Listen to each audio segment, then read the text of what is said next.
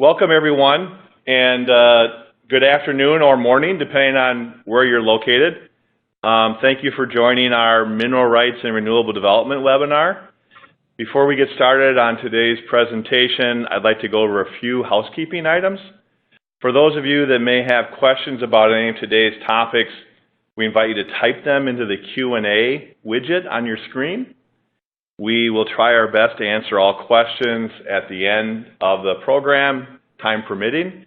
However, if we don't get to all questions, we certainly will respond via email. And if you experience any technical difficulties with the webinar platform, please refresh your browser or see the webcast help guide on your screen. This is Larry Bonney. I'm a Foley partner located in the Milwaukee office.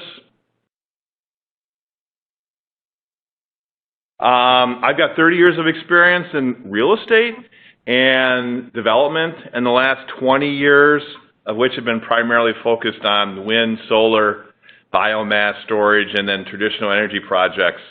I head our renewable energy real estate and development team working on greenfield development, finance, tax equity, M&A projects, and then build, transfer, and related projects. We also have on our presentation, Randy Jones is a partner at Foley's Houston office with over 30 years of experience in real estate and finance. Randy has worked on a variety of commercial, industrial, entertainment, and multifamily real estate projects, and a bunch of projects in the energy industry. And our other panelist is Matt Skalka, and Matt graduated from law school in 2010 and leads the Energy Services Group and National Commercial Services Office in Houston. Prior to joining Thomas Title, Matt served as an Associate Senior Underwriting Counsel in Stewart's Houston office, where he developed a deep skill set in underwriting utility-scale renewable energy projects, mining operations, natural gas plants, and other energy-related infrastructure facilities throughout the U.S. Matt provides a unique perspective from a title perspective because he's worked with all the major title companies with him being an agent. Just as an intro, we know there are different skill sets and levels of folks attending this, so we're going to start out pretty high level and at a basic level, and then try to get into a little bit more detail as we go forward.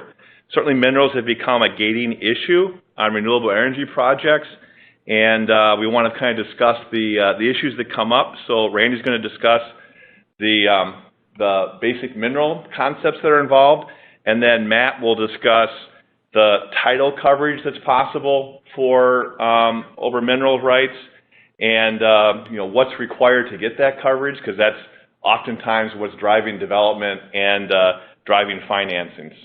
So Randy, give it to you. Thanks, Larry. Good afternoon, everybody. As Larry mentioned, my name is Randy Jones, and I'm a real estate partner here in the Houston office. I've been a real estate lawyer in Houston for over 35 years, and so I've seen the topic that we're discussing, which is the conflict between mineral owners and surface owners, in a lot of capacities well before it became a big issue for renewable projects. But obviously that's going to be the focus of this talk today. As Larry said, we're going to go over some basics of kind of oil and gas law and some of the interplay with surface ownership, just generally. Then we're going to talk a little bit about how they impact renewable projects and the problems that can arise. And so I get to describe all the problems, and then Matt gets to swoop in and give us what the solution is. So a little unfair, but I guess I'll let him do it. One thing I want to mention, the focus of what I'm going to talk about is going to be when we talk about minerals, I'm going to be focusing on oil and gas exploration and production. There are other minerals that can be impacted. Coal is one that is sometimes also creates similar problems. I'm not going to get into that a whole lot, although my understanding is that the concepts that we're going to talk about here are fairly transferable to that situation, although obviously the logistics and a lot of the things would be different. But again, our focus is going to be on oil and gas. Okay, starting Minerals 101. In the beginning, when there was land that was either granted from the sovereign or however it was established, the fee simple interest in the property had all of the, as we call them, the bundle of sticks, which for these purposes, the primary ones are, we're talking about the mineral rights and the surface rights.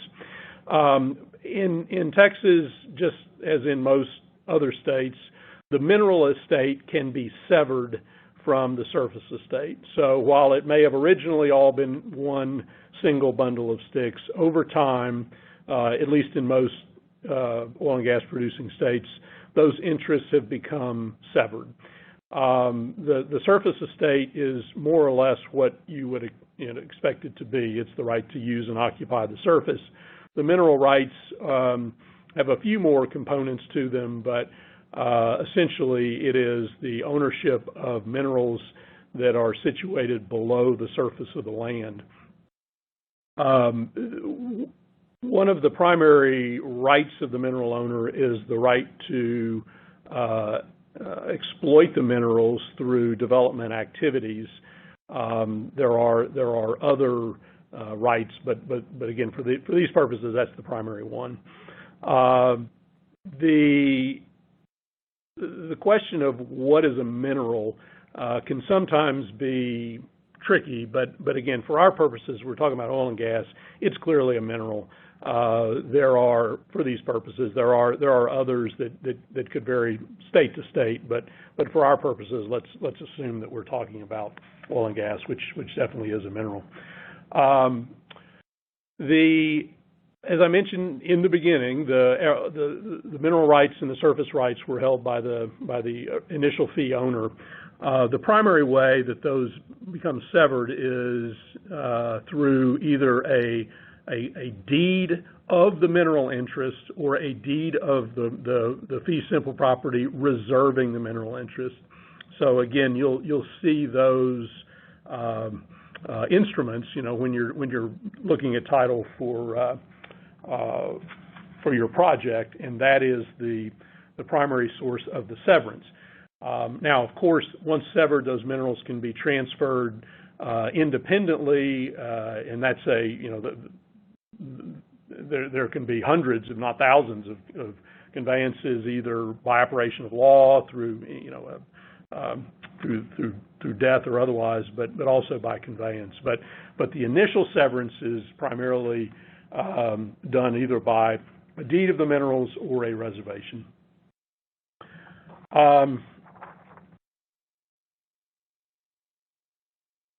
So the vast majority of properties that we'll be dealing with have severed minerals. There are some situations where the surface owner owns some or all of the minerals, but in almost all cases, at least a portion have been severed.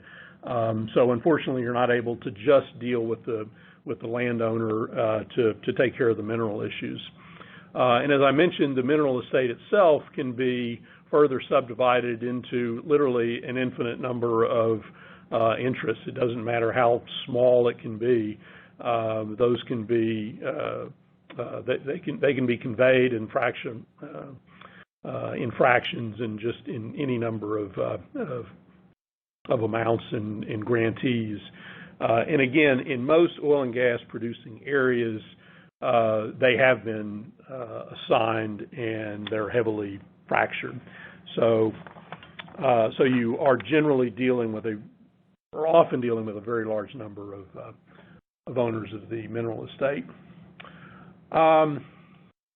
So the root cause of the problem that we're talking about today is that the mineral estate is considered the dominant estate over the surface estate.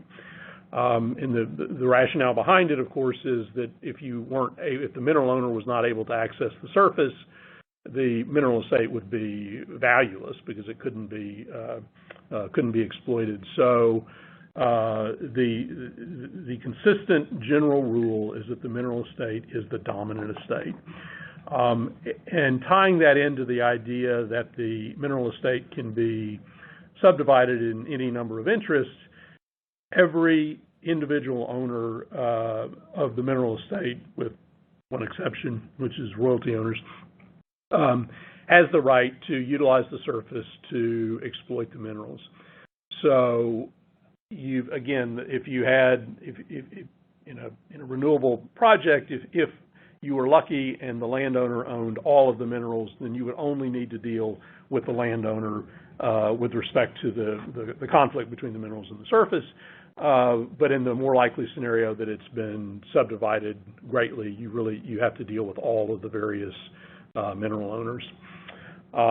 There are some practical reasons why it's very unlikely that the owner of a small interest would enter the surface to develop, the mineral estate, but it is legally possible for them to do so. Just a word about royalties.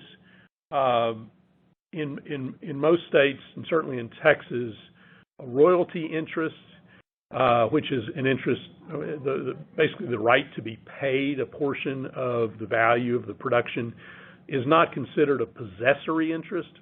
So the owner of a royalty does not have the right to enter upon the land. So in large measure, when you're looking at the outstanding rights for these purposes, for the purpose of who has the right to enter upon the surface, you don't need to worry about royalty owners.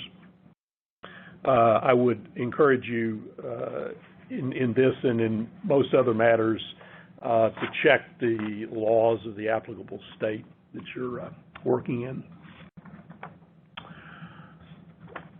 So the primary way that in Texas and other states that the oil and gas or the mineral estate is developed is through what is called an oil and gas lease, where the mineral owners will essentially pool their interest. It doesn't have to be all of them, but it generally is a very large percentage, and they will, quote, lease the mineral rights to an exploration and production company. It's called a lease, but it's really not a lease. It is a fee, at least in Texas, a fee simple determinable grant. It is a grant of the minerals usually for a period of years, and then for so long thereafter as there is production from the estate. So in this context, you need to deal not just with the owner of the minerals themselves, but also any mineral lessee, because they essentially own and have the rights that are being generated, or the mineral rights of the owners that have been, quote, leased to them. So it is important to determine not just ownership, but also whether there is a lease of those interest rights, or those mineral rights. And you will often see, but not always, leases recorded, and it's more diligence to find out whether or not there are interests that have been leased. Okay, so that's again sort of the 101 from the mineral interest generally. I'm going to talk in particular here about West Texas and South Texas, because that's a lot of where the renewable development is happening, at least in Texas. And a lot of West Texas and South Texas can be a fairly inhospitable area, but they do have three things. They have oil and gas, they have wind, and they have sun. And so up until the recent past, the oil and gas industry was dominant as among those three factors. But obviously, over the past however many years, it's become a hotbed for renewable development. And so it has led and will continue to lead to conflicts between the rights of the mineral owners and the rights of the surface owner who wishes to develop a renewable project. So I want to give people a little bit of idea about, you might be thinking, what's the big deal if you have a drilling rig at your project?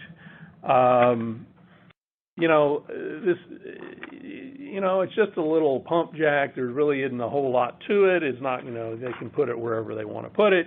Is it really that big a deal? Well, the answer is yes, because the pump jack is not what you're going to run into these days. I mean, you're going to run into just enormous drill sites that have, again, you can get a sense of what it would be, what somebody would expect to use in the amount of land, and obviously the impact it would have on your project. Fracking is a very capital and equipment intensive method of extraction, and it too obviously would have a very significant and negative impact on your project.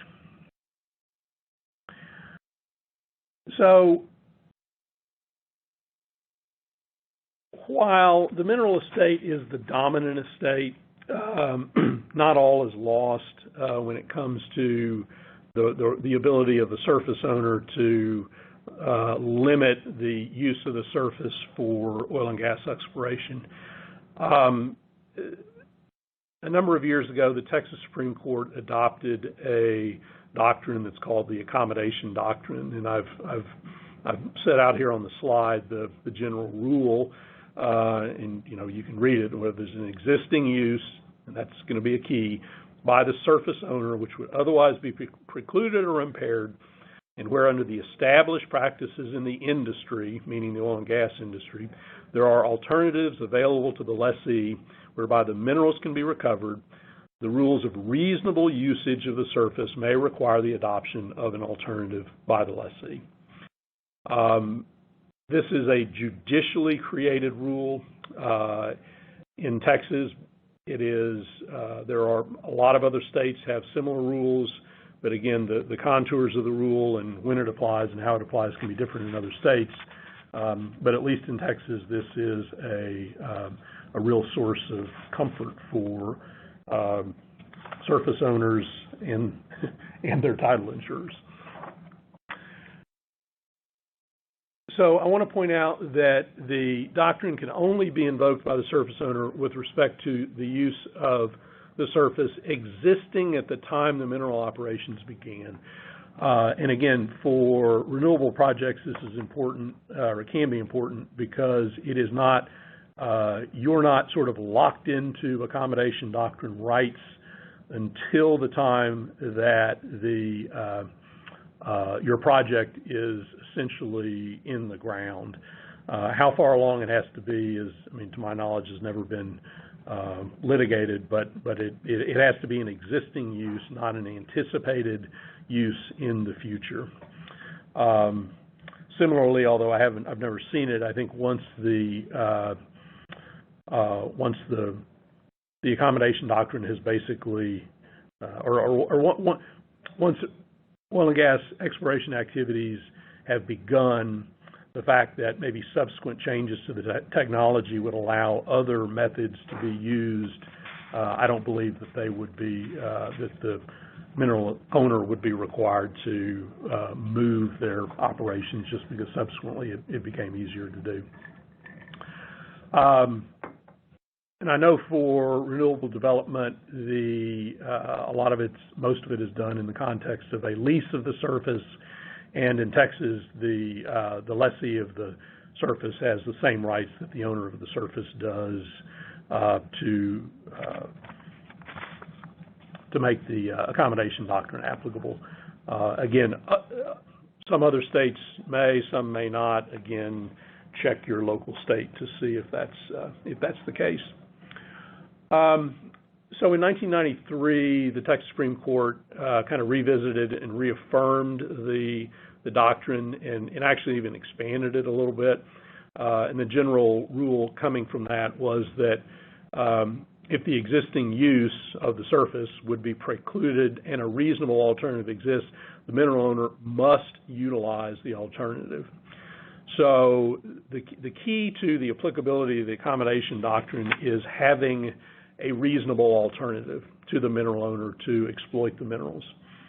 And a lot of you may have seen, and Matt will get into more detail about this, but when you're dealing with title companies and trying to craft sort of a solution to the mineral estate concern, there will be designations of drill sites, usually not within the footprint of your project. It can be, but especially in a solar project, but nearby. And the idea is that the owner of the nearby surface, which is oftentimes, if not always, the surface owner of the project as well, will designate certain drill site areas where the mineral owners or the owners of the minerals under the footprint of the project will be able to access their minerals. And the whole point behind that, it ties into the Accommodation Doctrine because the idea is to provide a reasonable alternative to the mineral owner, preclude them from drilling within the footprint of the project, but provide a reasonable alternative. So that's 20 minutes of 101. We're going to kick it back to Larry, who's going to talk a little bit about some of the different renewable projects and how they may approach this problem differently. Thank you, Randy. Yeah, so this is basically the three major renewable types of development, and it basically comes down to intensity of use and as to how important the mineral interests and dealing with the mineral interests come into play. So for wind, the intensity of use is nominal.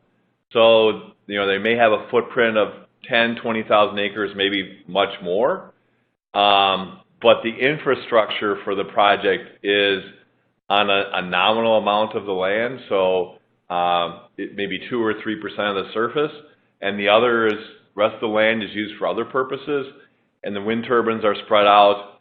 And so accommodating, with the Accommodation Doctrine, accommodating oil and gas operations is typically something that should be doable, and the analysis will have to be done on a project-by-project basis, but it's much easier to obtain title coverage for something like that as compared to solar, where the intensity of use, it's a much smaller footprint, so not using thousands of acres, but it's basically solar panels from boundary line to boundary line. So the Accommodation Doctrine becomes more difficult, and this is where often you need to obtain waivers or other things, drilling islands, whatever will ensure that the person who owns the oil and gas rights doesn't want to drill in the middle of where your solar project is.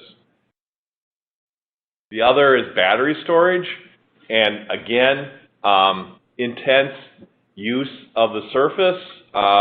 Usually the batteries are, stacked up against each other, but using very few acres. So somewhat similar to solar in that you may have to obtain waivers or other items in order to deal with the oil and gas interests. And once again, unless it's a very small facility, then it may be something that a title company may be able to ensure that, well, no, an oil or gas interest holder could accommodate this very small facility using a couple acres or 5 acres. And so maybe something that they're able to extend that type of coverage for a battery storage facility, depending on how big it is. And I kept referring to title insurance, and this is where Matt will come in and talk about coverages and basically generally on the title industry and how underwriting is done. Great. Thanks, Larry. And a quick thanks to Randy and Foley and Larry for allowing me to speak with you guys. My name is Matt Skalka. I run our Thomas Title's Energy Services Group. As Larry mentioned, we're a title insurance agent for all the national title insurance underwriters, so we do have sort of a unique perspective on the requirements the various underwriters have when it comes to insuring over mineral risk. I'll get, just real quickly, this talk's going to be really geared towards solar, although it covers all renewable energy. But when it comes to solar projects, as Larry alluded to, that's where underwriters get most concerned because the project infrastructure is so intensive on the land. It blankets the land as opposed to a wind or a battery project where it's not as intense surface use. So I'm going to start really with just the title insurance basics, why this even applies and why minerals are even an issue. And then I'll get into the coverages we can provide in various states and sort of put that into buckets. And then next get into the underwriters and sort of how each underwriter is different and they're not all the same and how you can kind of navigate and how we can help you navigate that. And lastly, I'll get into what we do to sort of find the issues and then cure the issues.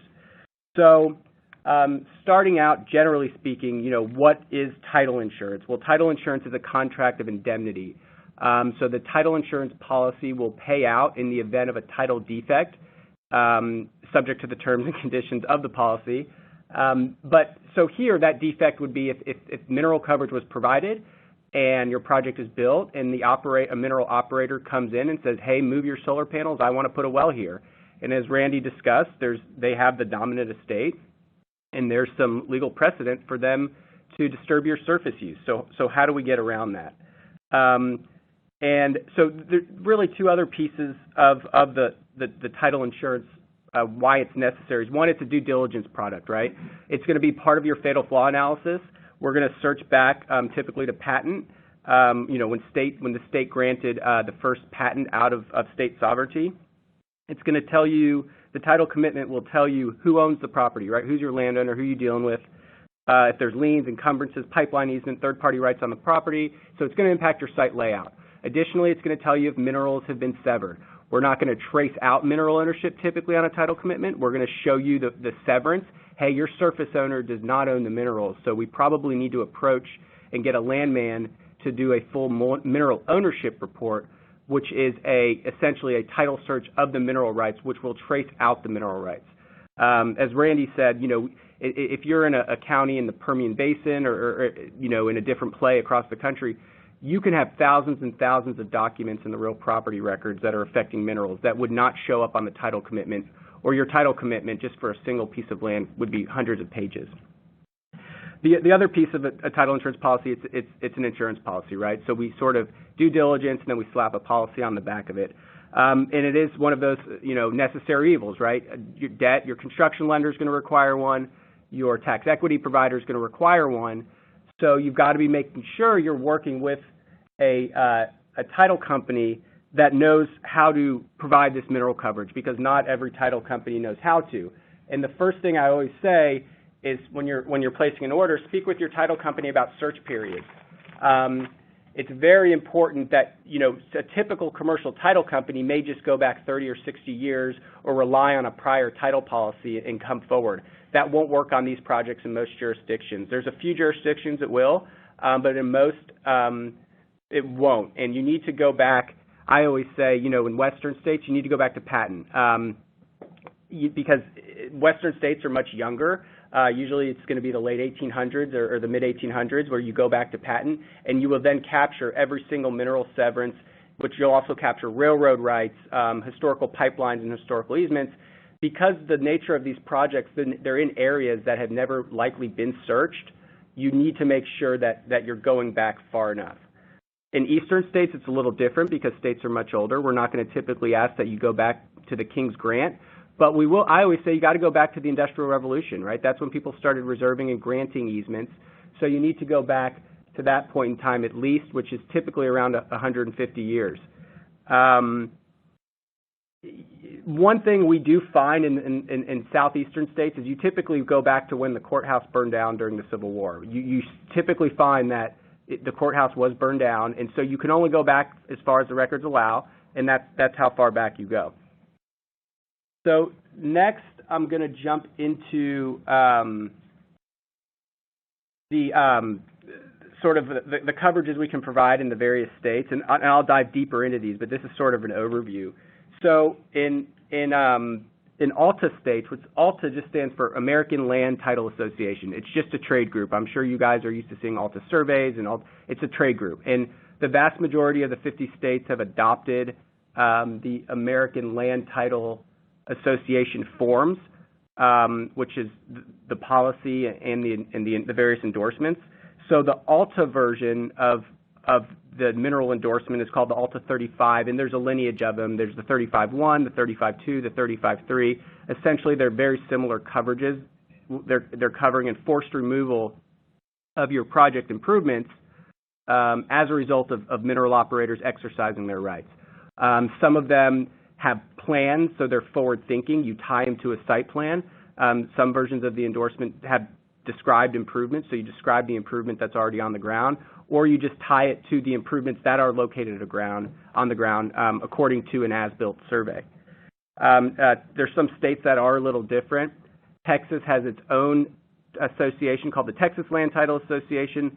The T19, T19-1, T19-2, and 3 are the endorsements that provide mineral coverage. The T19 is for lenders, the T19-1 is owners, and the T19-2 and 3 is just the mineral coverage, as opposed to in the T19 and T19-1 there are other coverages besides mineral coverage. So there is the ability to just get the T19-2 or 3, which would only cover minerals.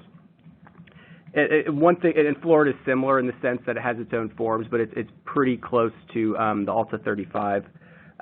One thing to point out, Oklahoma does not allow mineral coverage. So if you've got a project in Oklahoma, you're going to have to sort of shoulder that risk yourself, maybe get a title opinion from an attorney as far as the likelihood of mineral operations. But, that's sort of a risk you're going to have to shoulder yourself, where no title company is allowed to give mineral coverage in the state of Oklahoma. New Mexico's used to be a little different, but now it's kind of getting on par with the other states. It used to be the case in New Mexico that you could only give mineral coverage to the extent you had surface waivers or agreements with operators. So surface waivers from mineral owners or agreements with operators. So if you could get 80% of the mineral owners to sign up, let's say there's 5 and you could get 4 to sign up, the coverage only applied to a claim from 4 of those mineral owners, not the one that didn't get signed up, which doesn't really provide much coverage at all. So, but the legislature in New Mexico recently changed that to allow underwriters to have more discretion as to when they're going to provide mineral coverage. So I discussed this, but in all instances, the coverage is going to be tied, the mineral coverage is going to be tied to a site plan or an as-built survey. The site layout is very, very important as to our underwriting, right? Because if you're leaving 20% of a tract open, and you're only going to cover 80% of it with panels, then, that speaks to there is, land, as Randy mentioned, to do drill site designations. So we are going to absolutely look at that and tie it. So if you substantially deviate, if it's sort of an NTP policy where you're going to construct the project, but you're getting the policy at NTP, we're going to tie it to a site plan. And if you substantially deviate from that site plan and that deviation causes a claim, you will not be covered under the policy. So that's why your title company always wants to know if you're going to have a site plan or not, so they can provide that forward-thinking coverage.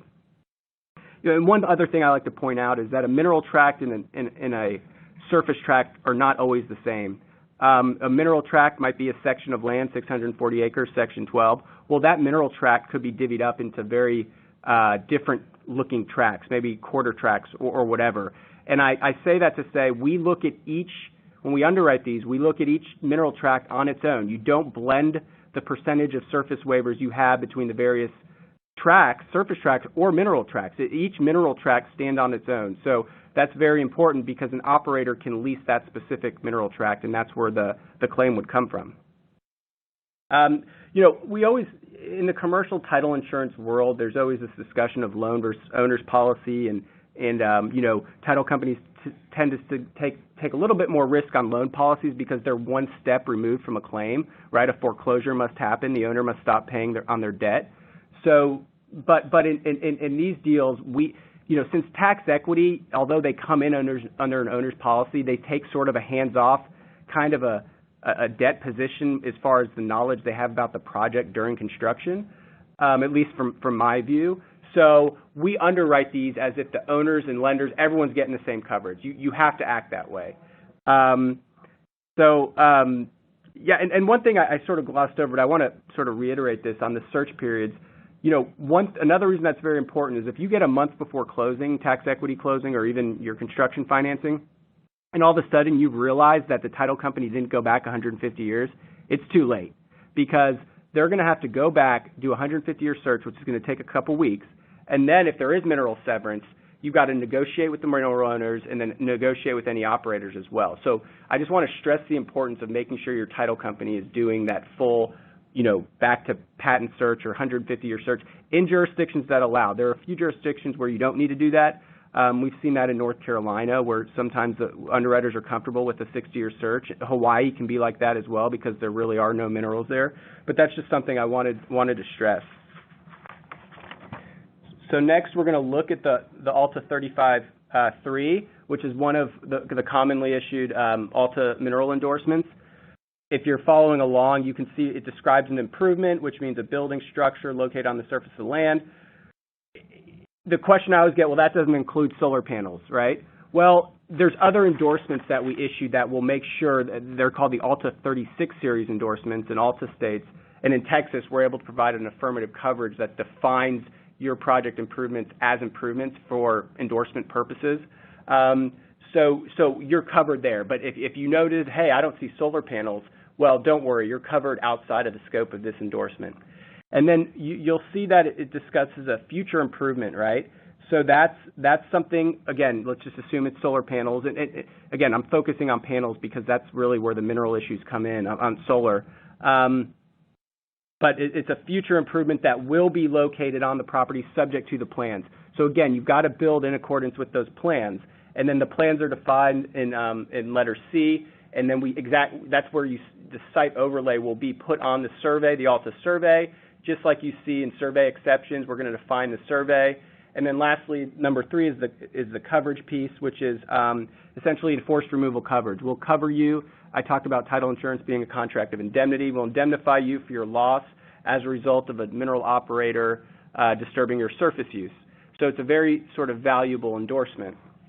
So moving along onto the different underwriters, really, our business model as an agent is really to be able to put this to the market, and we don't broker these deals. We just remit a small piece of the premium to the underwriter for us underwriting their deal. But so one thing, every underwriter has strengths and weaknesses, right? I mean, we typically work with the big 4, which are Old Republic, Stewart, Fidelity, and First American.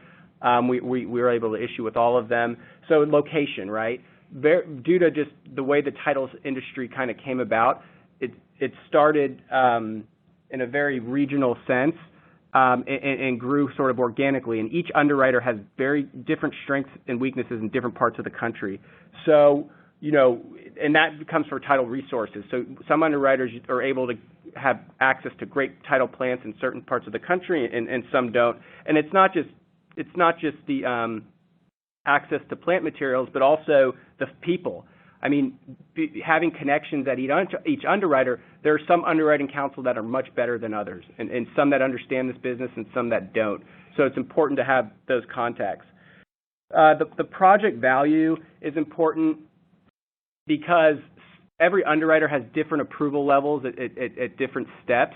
For example, some underwriters have to go to the board of their group, of their company at a certain level to get deals approved.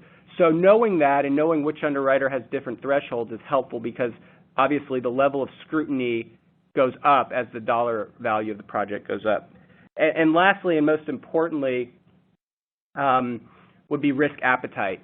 Some underwriters, and this is especially true when it comes to mineral underwriting, have a different approach when it comes to underwriting minerals. For example, there's some underwriters that may require a mineral ownership report and surface waivers and the like on a wind project, which other underwriters do not require that. And that can be very important because those mineral ownership reports can be very expensive, and they're only magnified by the fact that your typical wind farm, 20, 30,000 acres, I mean, it can almost be cost prohibitive. So you want to be able to navigate that. Some underwriters will require on a solar project 100% or as close to 100% as possible mineral waivers for solar projects.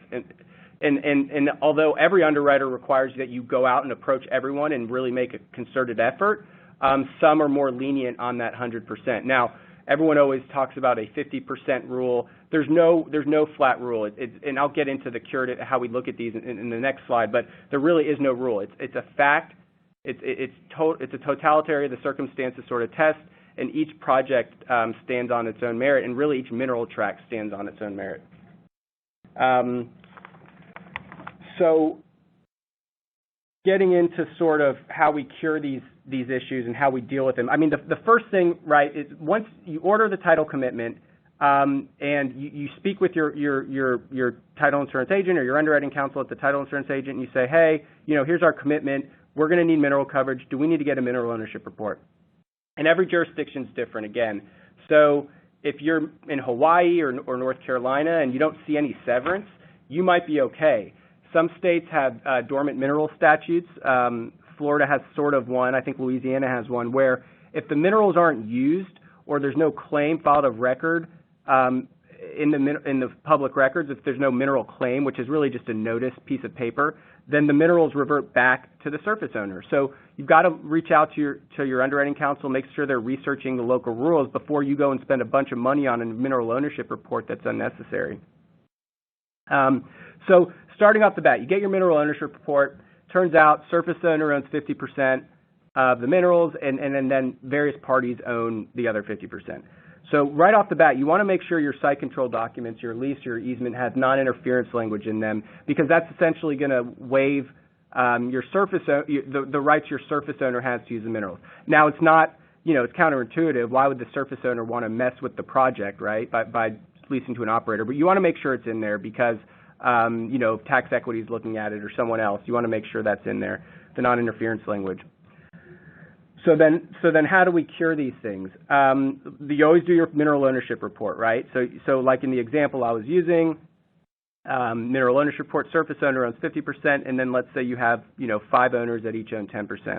So you're going to want to approach each of those 10% owners, because we've already got the 50% one taken care of, with surface waivers or partial surface waivers, essentially a document that says, you waive your surface rights to extract minerals. You're not conveying the minerals to me, although that's an option for a solar developer, is to buy the minerals outright. But a surface waiver is going to say, I'm not conveying the minerals to you, but I'm giving up my right to use the surface of the property in order to extract those minerals.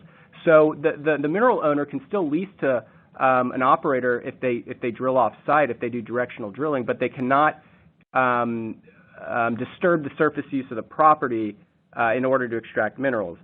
And so we look for those agreements. And then so that's one piece, right, the ownership. And as Randy went into, you also have the concept of the fee simple determinable. If the mineral estate has already been leased, right? You're going to do your project. It turns out that the mineral owners had already leased the mineral rights to an operator. Well, we need to get in touch with them, and so you need to approach operators, whether they're operating a well already or whether there's a lease in its primary term. And a lease in its primary term it pretty much gives the mineral operator a right to drill and explore for minerals during that time period, which is typically a 3 to 5 year primary term. So if the lease is in its primary term or a lease is held by production, you need to go to the operator and get an agreement that says, here's our project, this is where we're building, this is where you guys can't drill if you want to move your well in the future, this is where you can, and go from there. And same thing if there is no production at the time, but it's held by production, hey, this is where we're building our project. When you guys do want to drill in the future, if you do, this is where you're allowed to drill. Now, some of the operators are going to look for compensation for that. Some may not. It all depends. So we do have an in-house landman that can help with that stuff. We're not going to do a mineral ownership report, but we're happy to sort of help and guide you through the process. So those are the main sort of curative, and they're not even really curative. It's sort of how we get comfortable, right? But let's say you're in a situation where, you got the 50%er, you got the you got 3 or 4 of the 10%ers, but there's one 10%er that just won't sign, or they can't be located, the variety of reasons. Well, those reasons sort of do matter. Are they not being responsive because you're getting your calls are going to no one and your letters are going to no one, or are they being sort of combative about it? And so those responses matter. So save all of your correspondence because we will when you can't get that 100% and you can only get say 80-90%, we want to know why, and we really want the full story. And that speaks into the next piece, which is your site plan, which I discussed earlier, but we're going to tie coverage to your site plan. So one tool you can use if you can't get 100% is to do drill site designations.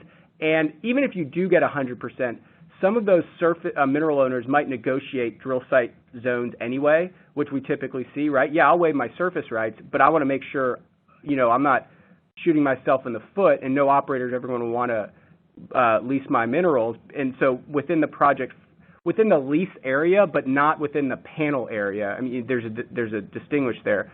You could designate a drill site, and you would do that. We like it to see it from an engineer, from a petroleum engineer's report saying, and this speaks to the Accommodation Doctrine, right? Based on today's technology, this is where I would leave, 5-acre pad sites and show it, and then put that in your agreements and even of record so everyone knows. So any operator that's looking at the property in the future, when they do their title search to see who the mineral owners are so they can lease from them, they'll see it, and it'll sort of put them on notice of the agreements that have been entered into. That's why we like to see surface waivers recorded.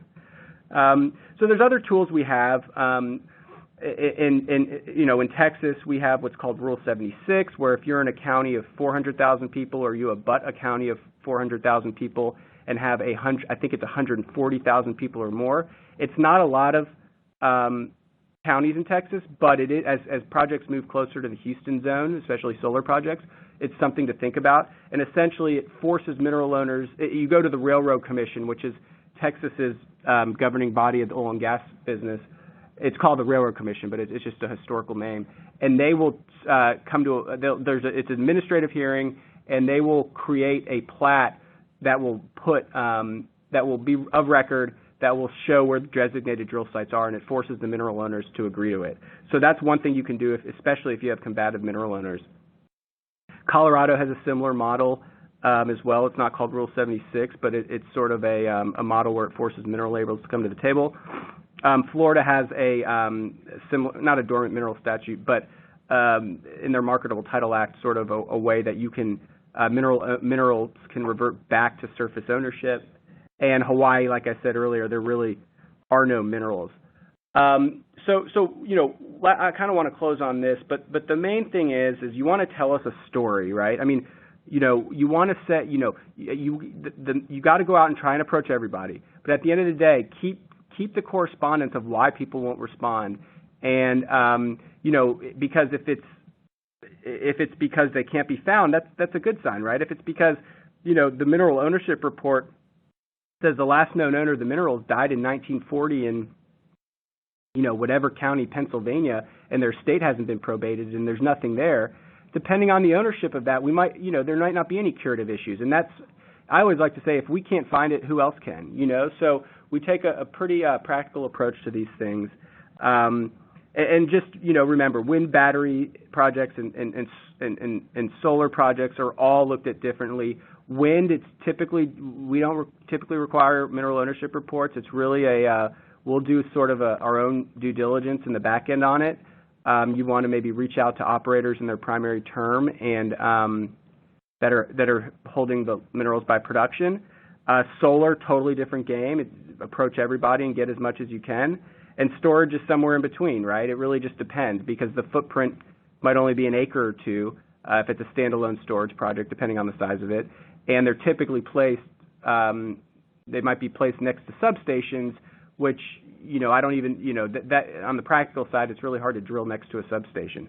So those are just a few things to consider. And so I think with that, I will close, and we would like to answer some questions now, if anyone has some. Yeah.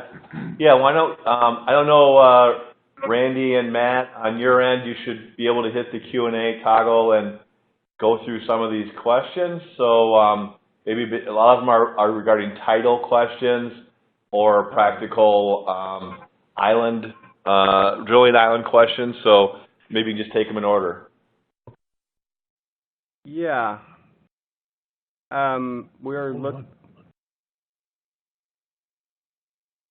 Okay.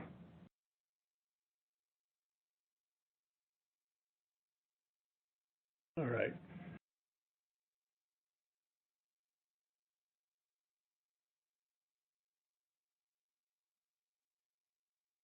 Okay, so the first one, and this is Matt, the first one is how difficult is it to obtain surface waivers or the like from Bureau of Indian Affairs over tribal concerns in the minerals or BLM land over interests still held by the United States.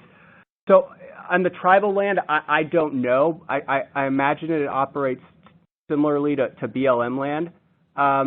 So there's two different things here. One, if the BLM or BOR also owns the surface, that's helpful, right? Because they're going to be part of the project, and they'll likely give you something. If they just own the minerals, I always say you get as much as you can, right? I mean, you're going to have email correspondence, but it depends. In my experience, it is difficult to get them to sign a surface waiver document that you're going to be able to record.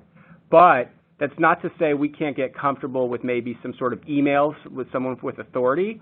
We'll look at, is there production in the area, right? I mean, we have the ability to look at that. And so there's a variety of things we can look at. But to answer the question directly, I mean, it's very difficult to get BLM, BOR to sign a surface waiver, right? Because it's just like dealing with the railroad. I mean, it's very difficult to get them to sign anything at all. So, you try your hardest, but to say that, I don't think, I've never seen a project not get mineral coverage because of the fact that was BLM or BOR land. Tribal land, I don't have as much experience with.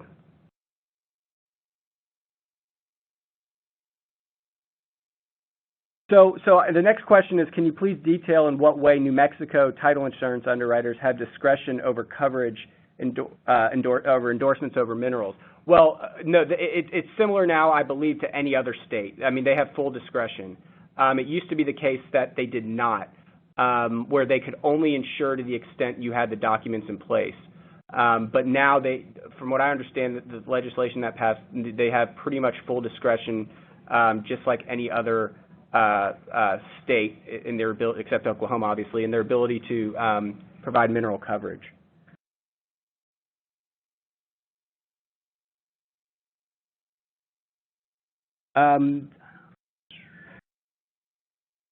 Yeah, the next question is, can the speakers discuss when title insurance and ALTA tasks typically need to be done and in what order? I think obviously all of us would say as early as possible. I mean, the first thing that needs to be done is title needs to be run. and you need to determine who owns who owns all the various interests in the project that we've been talking about. It needs to be then, as Matt indicated, depending on what the project is, there will be additional, or probably be additional work with respect to the mineral estate, and at the same time, the survey work will need to be performed. I mean, working off of the initial title commitment, and then things basically just get refined as they go along to where you get to the point where you have an identified surveyed project site and a title commitment that ties in with that, and presumably, if necessary, a mineral report that also reports as to all of the mineral ownership by tract within that project site. So one thing to add, I mean, and Randy said this, but you need to get the commitment done first. Most surveyors are not going to survey anything until you have a title commitment with all the documents, either hyperlink, because you're sort of wasting their time. One other thing I'd like to point out is, especially in solar, as part of your fatal flaw analysis, you might want to get with a landman up front and have them do like just a surface check. And I mean surface, I don't mean real estate surface, but sort of an overview of the mineral situation. They're not going to be able to give you anything that's certified, but it's good to know going into a project before you start paying, I guess, interconnection payments or whatever, that you know what you're getting into on the mineral side, because I've had developers that have been extremely surprised about the length of time and the cost that goes into something, and maybe wouldn't have chosen that site if they knew up front that it was going to be difficult, right? Is there already production ongoing? Who's the operator? A landman can tell you that without doing a full mineral ownership report. Larry, you may want to take the next question. It kind of deals with what's market for some debt and equity investors in connection with this. Yeah, and I would say that.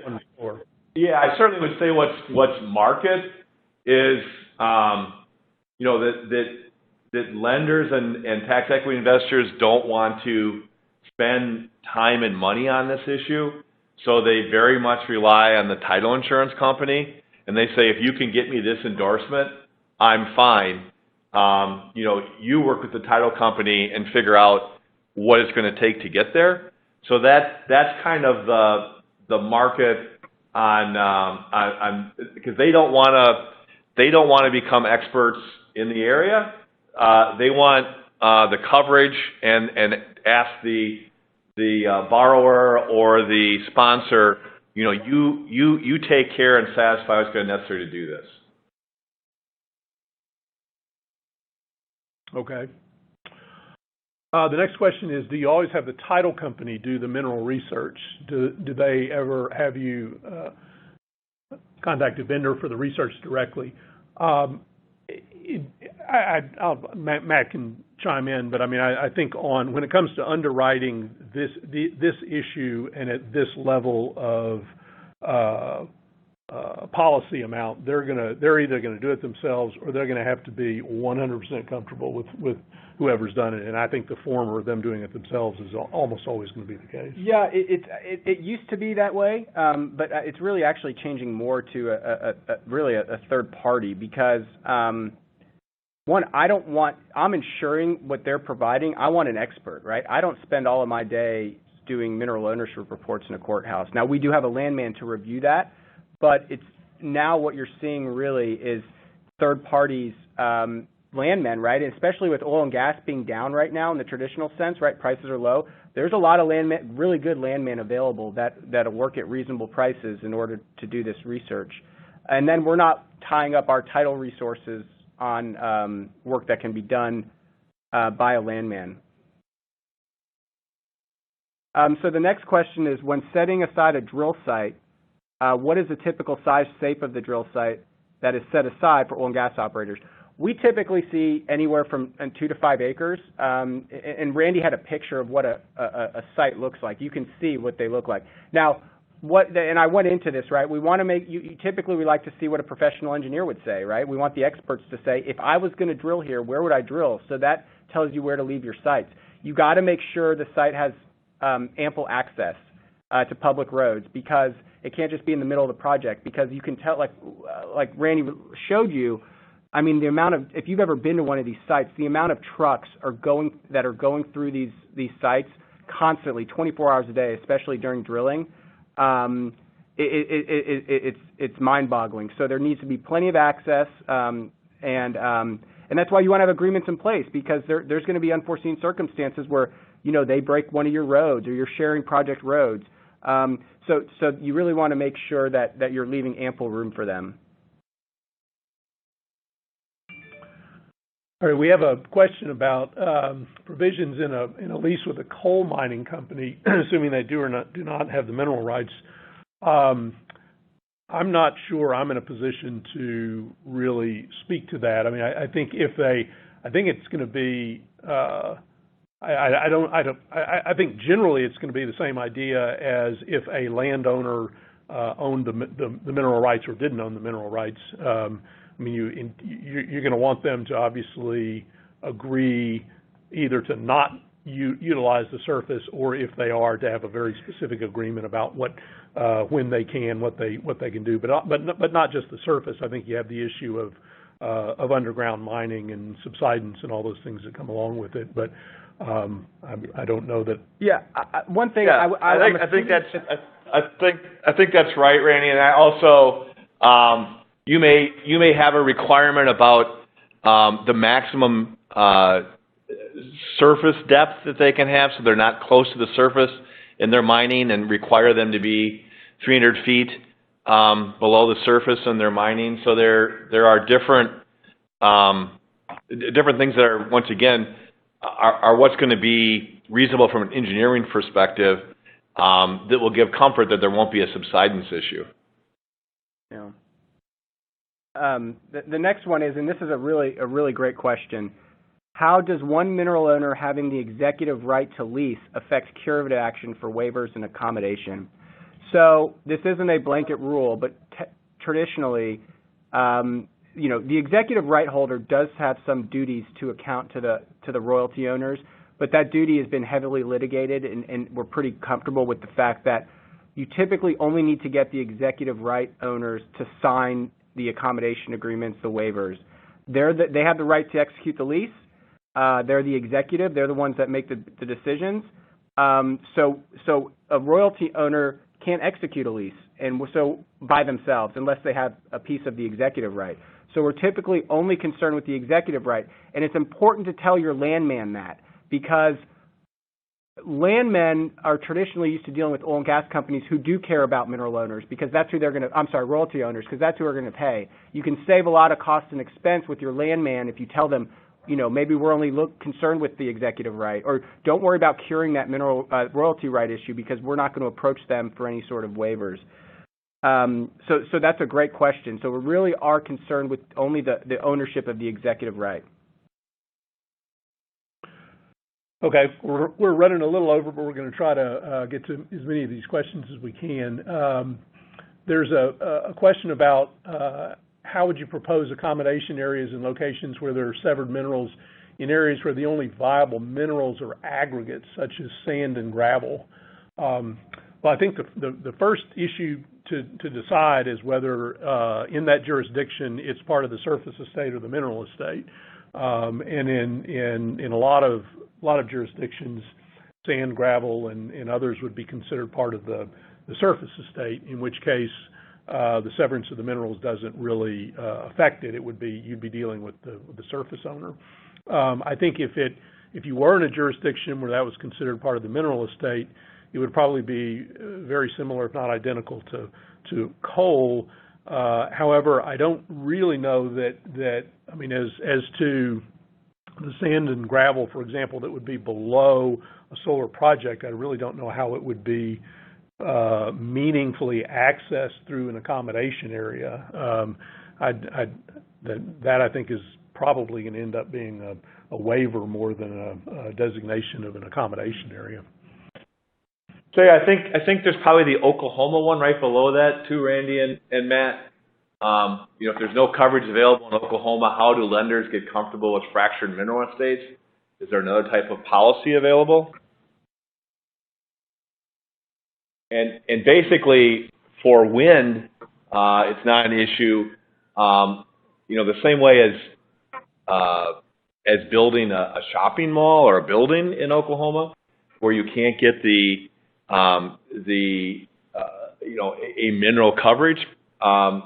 It basically relies on the Accommodation Doctrine. A lot of times, local council giving an opinion, and so that's what I've seen in Oklahoma.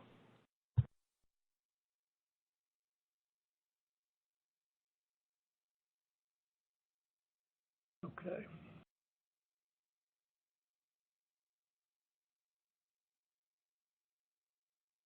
So I think you're up to the. You want to get one more in? Yeah, maybe a couple. Yeah. Okay.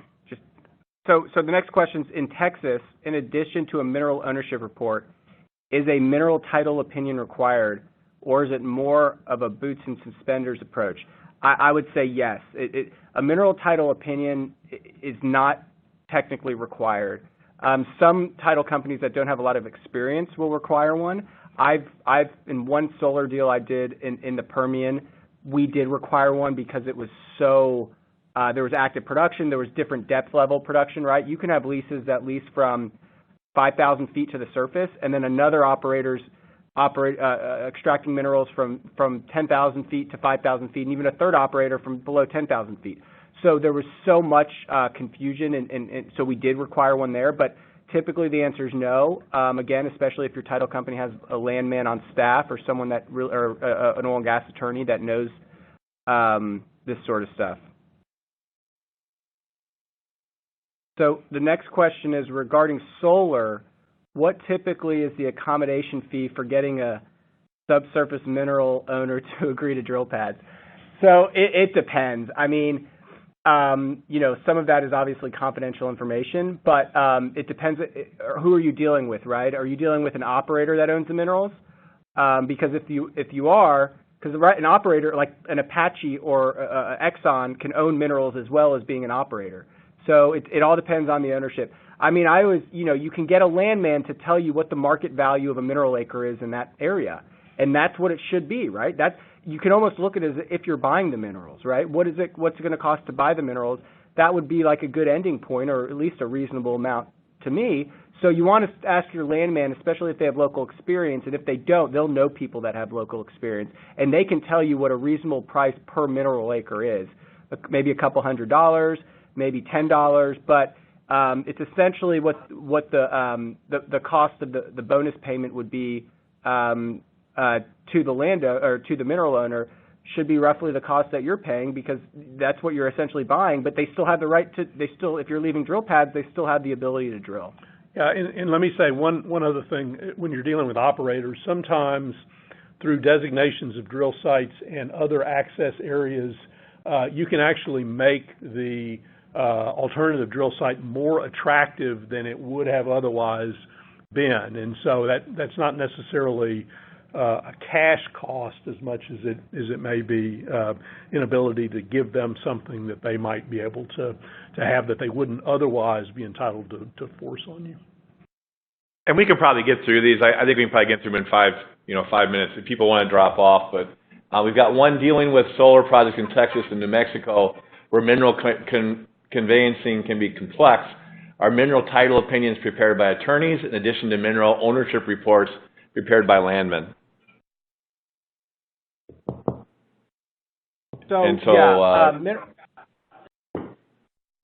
Mineral ownership reports are typically prepared by a landman, and then a lot of times they'll certify their ownership reports. But just like any opinion, and it's not officially an opinion, but just like anything, it's carved out, right? And a lot of times the comments in a mineral ownership report will say, please ask title counsel, mineral title counsel about issues. Again, if the title company you're working with is comfortable reviewing those things and making judgment calls, then you don't need to get a title opinion from an attorney. But title opinions are drafted by attorneys. Mineral ownership reports are typically put together by landmen, which are two separate groups. And I want to clarify too. When I said an opinion of counsel in Oklahoma, all I meant was that if the lender's not typically lending in Oklahoma, so there are lenders who are used to lending in Oklahoma, and the same way, like I said, a shopping mall, an industrial building, they're all covering the same acreage that a solar project does. And so lenders just get comfortable with it. They have an accommodation doctrine, and you may have to make some, do some things to accommodate, but they have other infrastructures being built in Oklahoma besides solar projects that use a lot of acreage, and lenders are used to lending on those. The next question is, how often will a mineral right owner sign a surface waiver without requesting a drill pad? In my experience, more often than not, they will request a drill pad, but there are absolutely instances where they do not, and that's typically where the minerals are worthless anyway. That land's been in their family for years. They've been, maybe there's been a couple dry holes drilled in the area or in the county, but if it's just wasteland, then they might not. Additionally, if the surface owner also owns some of the minerals, they're economically inclined to use as much of the surface as they can for solar development because they're paid on the megawatt. So they might not request one if they know the minerals are worthless and they're also getting paid on the solar lease. Next one. How do you decide what petroleum engineer to use if your title company has nobody to recommend? Well, we do have we do have folks to recommend. Go ahead, Matt. If your title company does not, you can, I'm sure you can find a LinkedIn connection that works at one of the big energy companies. But I do have a few groups to recommend. So if you want to email me, happy to share those with you. The next one is, could you please elaborate on the engineer's report for minerals on a parcel? What type of engineer? Any suggestions on companies to use? Yeah. So again, shoot me a note, and I can recommend someone. An engineer, it's a petroleum engineer, right? So they're trained into knowing, where the deposits lie, how to get them, right? So an engineer's report is typically a report that's going to say what kind of production is in the area based on today's best technology. It might take into account like spacing rules and where you can put wells, but it'll tell you where, if I were to drill now, this is where the best place to drill would be on this land.